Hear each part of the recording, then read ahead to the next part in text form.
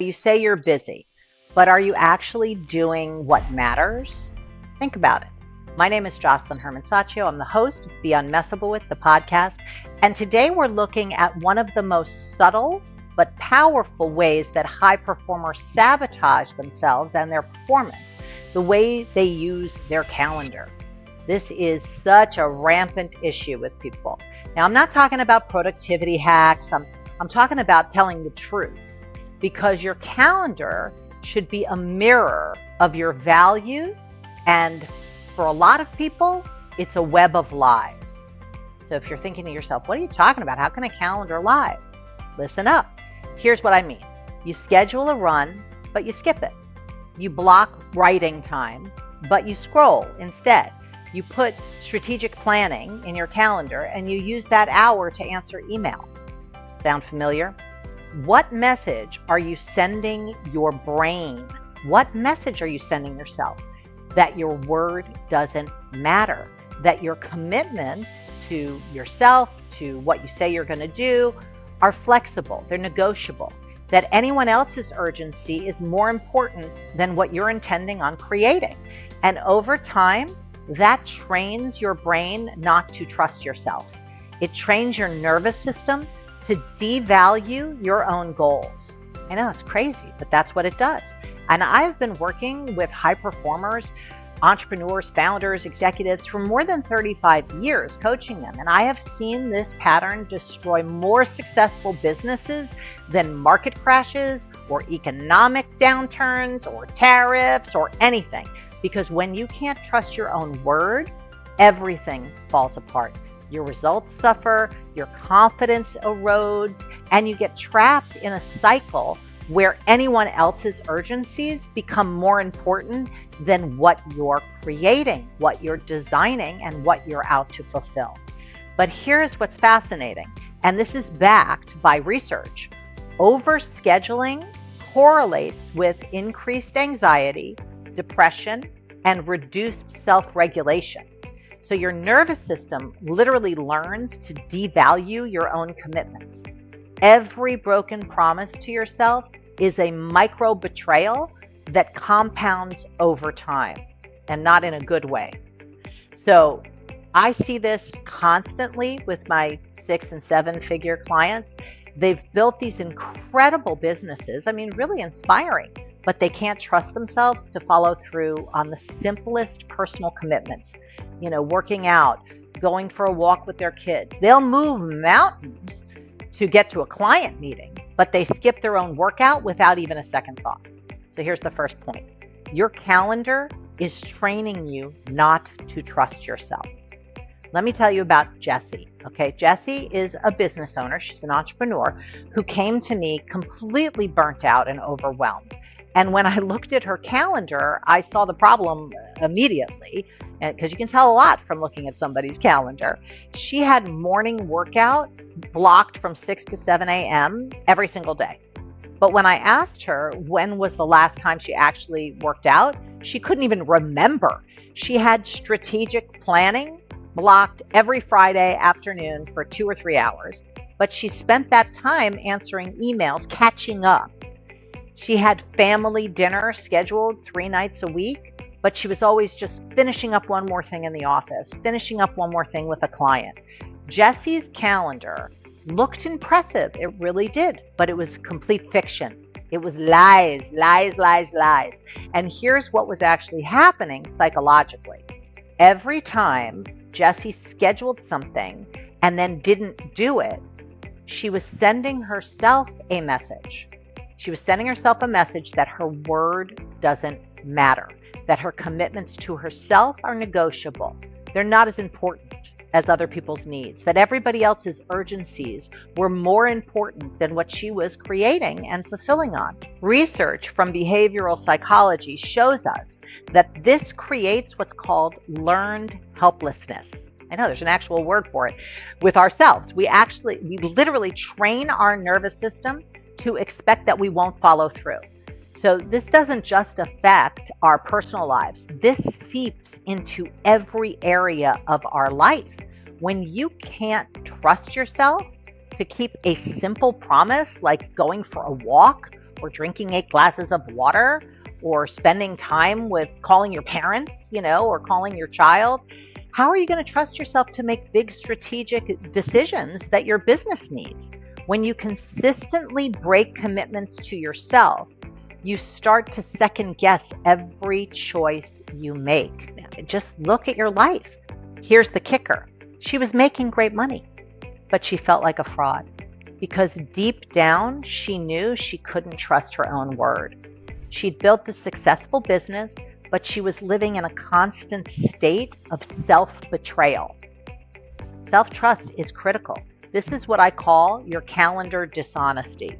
And it's an epidemic among high performers. I cannot tell you how often I have to deal with this. We schedule our aspirations, but not our reality. And then we wonder why we feel guilty and overwhelmed all the time. It's like burnout is inevitable in this cycle. The second point is the hidden psychology behind calendar lies. Now, you might be thinking, Josselyne, it's just a calendar. What's the difference? What's the big deal? It's just a calendar. But let me tell you something. What I have found is most people don't understand that your calendar is not just a productivity tool. It is a trust building exercise and a creativity exercise. When that trust breaks down, everything else falls like dominoes. So I learned this, the hard way, actually, about 20 years ago. I was running my entertainment company. I was managing multiple nonprofits, projects, fundraising. I was, being productive. I had 3 children. I was leading courses on the weekend. I was filling every minute of my calendar. I had color-coded systems, multiple apps, the whole works, right? I was throwing everything at this thing. But I was suffocating. And I couldn't figure out why, because I was successful, but I was not fulfilled. And then I had this moment of clarity. I was sitting in my office at 9 o'clock at night, back when we had offices, right? Looking at my calendar, and I realized I had not done a single thing that I had scheduled for myself that day. Not one thing. I had moved my workout. I had skipped my lunch. I had postponed an outing with, one of my children. I had canceled my scheduled walk. All the things that I had scheduled for myself got passed over. But I attended every client meeting, every team check-in, every urgent call that came up, every email I was responding to as if it was a DM. And that's when it hit me. I was treating other people's time as sacred and my own time as disposable. I was teaching myself that my needs, my goals, my dreams, my well-being didn't really matter. They weren't as important as everything that was coming at me. This is what psychologists call external locus of control. When we consistently prioritize everyone else's agenda over our own, we lose a sense of personal agency. We start feeling like a victim of our own calendars instead of the author of our lives. My calendar is my canvas. I get to create a masterpiece now. If your calendar's full, it doesn't mean you're productive. It means you're busy. That's very different. So there's this growing recognition that we've created what I call toxic scheduling, where being busy becomes some sort of badge of honor. People are like, well, I'm busy. No, you have no idea how busy I am. You can't be as busy as me. It's almost like a competition. But being intentional and creative becomes impossible in that space. The third point is the 4-step truth-telling framework. So how do we fix this, right? How do we actually transform our calendars from a web of lies into mirrors of our values and our vision and what we're fulfilling on? So I have developed what I call the truth-telling framework. And it has helped, hundreds of my clients rebuild trust with themselves while actually increasing their productivity and their level of results. So listen up, because this works. First, you need to get brutally honest about what is actually happening. So you want to go through your calendar right now and remove anything you're not going to do. Not might not do, or probably won't do, but anything you're not going to do, take it out. It's a lie. It is a lie in your life. Take it out. Don't hope that it'll happen. Don't tell yourself, well, you'll be more motivated next week, so keep it in there just in case. If you're not doing it, consistently not doing it, stop lying to yourself about it. Just take it out of there. I had one client, Marquez, who had write book, like blocked for 2 hours every morning for 6 months, and he hadn't written a single page of this imaginary book. But he kept that block in his calendar because removing it felt like somehow he had given up on his dream or failed at writing the book or whatever it meant to him. But here's the truth. If he keeps it in there, it wasn't helping him write the book, clearly as evidenced by not having any pages of the book written. It was just making him feel guilty every single day. So we removed it. We just took it out, and now there was space. And you know what happened? Within a month, he had found a realistic way to work on his book that actually fit his life. That's the way to do it. So step 2 is relabel with the truth. This step is a little uncomfortable for people, but it's actually really, really powerful. For everything that is left in your calendar that you haven't removed, change the label to reflect what you actually do during that time. Like, what does that mean, right? So if you have strategic planning every Friday from 11 to 1, but you actually answer emails, change it to email response time. And if you have a workout, but you actually scroll social media, change it to social media scrolling. Actually get truthful about what is happening during those blocks of time. I know this sounds harsh to some of you, but the shock will wake you up. One of my clients changed family time, which was in there all the time, to distracted phone checking while kids try to get my attention time. I mean, that's pretty much straight talk, right? It was painful to see at first, but it was the truth. And the truth is the first step to being able to transform what you're committed to transforming. The third step is add a context. So for the things that you are actually wanting to do, don't just say what you're doing, say the why that you're doing it. So for example, connect your tasks to your deeper values and goals. So don't just say work out, say create vitality. Create vitality, work out. Don't just say do billing, say create financial freedom, do billing. Don't just say team meeting, say create culture and alignment, team meeting, so that you're having a context and a content that you're creating in your calendar. When you attach your to-dos with the why of those things, they become much harder to skip because they occur as important. You're not just missing a workout, you're choosing exhaustion over energy. You're not just skipping strategic planning, you're choosing reactivity over creation. I mean, it's a much bigger picture game. The fourth step is you got to protect your promises. Now, what do I mean by that? This is the most important step. If it's in your calendar, it's sacred. Treat it like a court appearance, like a client meeting with your biggest customer, like something non-negotiable. Too much time is spent negotiating with your own word. And the key is start small. You don't try and revolutionize everything in your entire calendar overnight. Pick one thing. Pick one commitment to yourself that you will not break, that you will treat as sacred, that you will honor no matter what.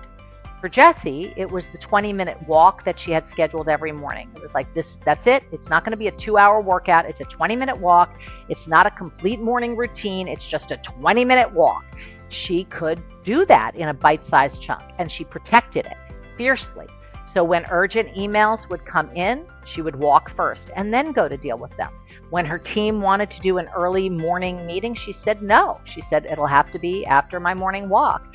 When she felt like skipping it, she walked anyway. 20 minutes. You can do anything for 20 minutes, except for maybe burpees. But anyway, after 6 weeks of keeping this one promise to herself, something actually started to emerge. Something shifted. She started trusting herself again, trusting her own word again. And that trust started to spread to other areas of her life and her business. I mean, it wasn't just with working out or walking. So if you're a successful entrepreneur who's tired of feeling trapped by your own calendar, who wants to move from reactive overwhelm to empowered visionary leadership, I work with entrepreneurs, founders, executives just like you to to create this kind of transformation. There is a link in my bio and down below for you to book a call to chat with me, and we can learn more about how we can work together and how I can support you in fulfilling on what you are fulfilling on and build that strategic harmony that creates freedom and fulfillment and ease. The fourth point is when your calendar becomes your word. It's not just a tool. It's like your word lives in your calendar. So here's what happens. When you implement this framework consistently, creating the why and the to-do, I've seen this with hundreds of clients of mine over the years. When your calendar becomes an opportunity, a reliable map of your word, everything changes. You create results, you create flow, and most importantly, you create trust. Self-trust is critical. So let me tell you about David. He's a CEO who was working 80 hours a week, and he felt like he was drowning in his own success. His calendar was packed with back-to-back meetings, and he never had time, like even to go pee in between meetings. He had no time to do strategic thinking for his business, which was desperately needed. He was so busy executing. We implemented the truth-telling framework, and within 90 days, his revenue jumped 40%. Not because he worked more hours, but because he worked with more intention and design. When he started keeping his promises to himself, he became better at making promises to his clients, to his vendors. When he started protecting his strategic thinking time, he made better decisions faster in every area of his life. But the real transformation was internal. David told me that for the first time in years, he actually felt like he was driving his business versus it driving him. That's huge, because here's the deal. Your relationship with your calendar is a reflection of your relationship to your word, which is your relationship to yourself. And your relationship to yourself determines the quality of every other relationship in your life. So when you can trust yourself to do what you say you're going to do, when you can rely on your own word, you become unstoppable. Not because you're working more or harder, but because you are working with more creation, integrity, and design. So here's what I want you to remember. Your calendar is not a productivity tool. It's a trust-building exercise with yourself. When you stop scheduling fantasies and start scheduling reality, when you start making your calendar sacred, like your treasured, honored word, you rebuild the foundation of self-trust that everything else depends on. But here's what most high performers don't realize. Even with a truthful calendar, even if it's all the truth, right? There's still one massive trap that keeps successful people stuck in cycles of reactivity and unfulfillment. And it's the deeper pattern that creates what I call wealthy but miserable syndrome. Ugh. And I see this in almost every entrepreneur who comes to me feeling trapped by their own success. They have the trappings and they're trapped. So if you want to understand how to break free from this pattern of wealthy but miserable, how to move from external achievement to internal fulfillment, subscribe to this channel and keep watching my videos. We dig deep into all the tools and areas that will empower you to be fulfilled and have ease in your life, and ultimately be unmessable with no matter what life throws at you.